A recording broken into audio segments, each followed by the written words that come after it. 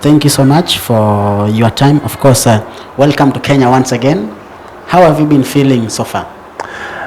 Been feeling great, energized, you know, just wonderful. Wow. Wow, that's nice. Of course, a lot of people might be asking why Midnight Crow? Because midnight, it's at night. Yeah, why the Midnight Crow? Why is my name Midnight Crow? Well, midnight is the time that I was born, Wow. Reborn, and crow is my animal totem. Wow. Oh. So for how long have you been in this industry as a DJ, things like that? Off and on since, I want to say 1994. 1994 up to now, that's around 28 years. Right. Wow. But I took a break from the industry for a while, and then I went ahead and got back in. I went ahead and got back in around 2007, 2008 time. How's the journey so far?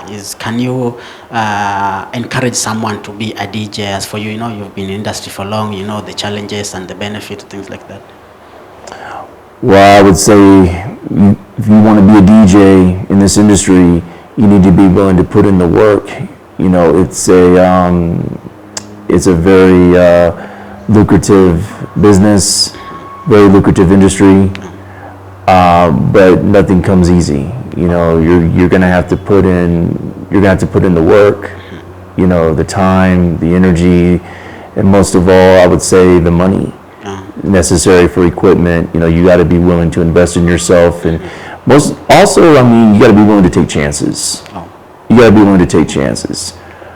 Yeah, that's what I would encourage everybody, that wants to be a DJ in this industry, but trust the process, mostly. Okay. Yeah. Wow. So what have been keeping you going each and every day? When you wake up, you are a DJ, you have to go to do the gigs. What's pushing you each and every day? What pushes me every day is my passion for music, and the opportunity to do better than the day before. There's constantly new music coming out. You just have to be willing to sit down and review that music and see how it blends in with your other genres of music in your playlist and your show. Yeah. What drives me, is to be better, constantly be better. Maybe you can take us through your first time in Kenya. How has it been? My first time in Kenya, I knew I was in a different place. I knew I was in a different place, yeah. But it wasn't a negative. It wasn't a negative at all. I felt very positive. I felt right at home almost immediately. It wasn't much of an adjustment. It was very, very easy. I don't have any complaints. I'll put it that way. Wow. None. Zero. Okay, when COVID came, a lot of businesses were affected, including DJing and club owners. Of course, we saw many DJs venturing into other businesses. As for you, apart from being a DJ, what else do you do? Of course, we have to survive. It's the world. Well, I'm a hospice nurse. End of life care. I take care of people that are in their final stages of life. And that was something that was very, very much in demand during the COVID lockdown. A lot of people were sick. A lot of people were dying. A lot of people were paranoid, that they themselves may be dying and they didn't know. So, I had to put on many different hats during the COVID lockdown as a healthcare professional, but also as a DJ. I, along with a lot of DJs around the world, we started broadcasting from home or studios that we had, makeshift studios. I was still able to continue surviving, both being a healthcare professional as a DJ during COVID for that reason, Yeah. Wow, that's nice. So Kajala was here for the charity event. Maybe did you get time to attend the charity event? I was supporting. I believe in putting that type of energy out there. If you want it to return to you, you want others to support you, you need to support others. So DJ Midnight Crow, of course, we've seen a lot of your clips. You are always jamming to Kenyan music or the African music, maybe. Yes. Why do you love Kenyan music, by the way? Why do I love Kenyan music, or why do I love African music? Let's talk on Kenya, then we go to Africa.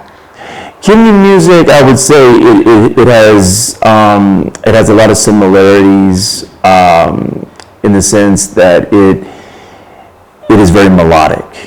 Okay, especially like the mugiti, the rumba, the ohangla. It's very, very melodic with the harmony of the voices as well as the instruments and everything. It's a genre. Kenyan music has its own individual genre that is indescribably wonderful. Wow. You know, and it speaks to me as a DJ. Wow. That's what I can say. You mentioned Ohangla. Maybe who are you listening to so much in Ohangla? The musician, maybe in Ohangla music. Prince Indah. Prince Indah. Wow, that's nice. And talking about the African music, maybe how is African music changing your life as a DJ, and why do you love the African music? Well, I've always been pulled towards African culture, even as a youngster. I mean, it's something I really can't describe. It's just something I felt really comfortable with, at home with. You know, you can look at artists from way back when, you know, like Fela Kuti. You know, it just. I mean, I can remember the first time I heard Carolina by Awilo Longomba. I mean, that song itself, it hit me in a way that I can't even describe in words. I mean, I just wanted to, it energized me. Every time I heard that song, from the first time I heard that song to even every time I hear that song, I just feel I want to get up and move. I want to dance. It makes you happy, right? Yeah. It's like some things you just can't describe in words. Yeah. It's a feeling. Right? Yeah. It's vibes. Yeah. Wow, that's nice. Of course, on the other hand, maybe your life history growing up, you didn't just wake up and one day you became a DJ and things like. Maybe you can take us through your life history growing up. Regarding music? Yeah, regarding music. Well, I grew up in the church. I was in choir for a long time, and then when I got into junior high school, I started playing in a band, the school band. Yeah. I was about to say high school, but it's junior high. Junior high band. I started playing the trumpet. And a few years after that, I got into DJing, but I also got into playing the drums. I was in a heavy metal band for 6 years, but I was also experimenting with DJing. I was one of DJ Screw in Houston, Texas. The legendary DJ Screw, God rest his soul. I was one of his first students, and he guided me. Him and a lot of the SUC and Rec Shop Records, personnel, they guided me on my DJing, my mixing, and everything. And this is before computers and technology and everything. This is when we're using like vinyl, we're using cassette tapes, we're using, CDs were starting to sort of take, effect, but you know what I mean. It was, that's the journey. I'll never regret, the beginnings of the hustle, where you had to put the record down and carry the milk crates of 15 to 20 records in a thing, several flights of stairs or whatever it is, and really listen for that drop point on the 33. You know what I mean? It's just, and I will say, having that as a foundation, it has helped me appreciate music that much more. Wow. I would say that a lot of not to talk bad about them, but I would say a lot of the DJs that are coming into the game now, they don't know what we went through back in the day. Exactly, yeah. They really don't. It was a struggle, but it's okay. Digital now, it makes it easier to manage, keep track of, etc. But as they commonly say, or whatever, that there's nothing like the old school. You know, you are a brand, DJ Midnight Crow. You are a brand. Of course, I know there are other brands who are always supporting you. Maybe you can give them a shout out for the brands who've been there for you ever since up to now. Well, I would say first and foremost, I give credit and homage to My Soul Rebel. You know, they really have. They've really made me not just a part of the family, but they've allowed me to, spread, as I say, Soul Rebel gospel. By passing out shirts and promoting, the MySoulRebel.com band, Soul Rebel Productions. Mr. Chris Walters, Dwayne Davis, and Mr. DJ Blade. Those guys. But also I want to give credit to Room 103 of Global Heritage Entertainment and Ramogi TV, for giving me, a platform here in Kenya to, really bless you guys with my DJing and music expertise and so on. That's who I acknowledge at this time. Yes. Maybe when should we see you next in Kenya?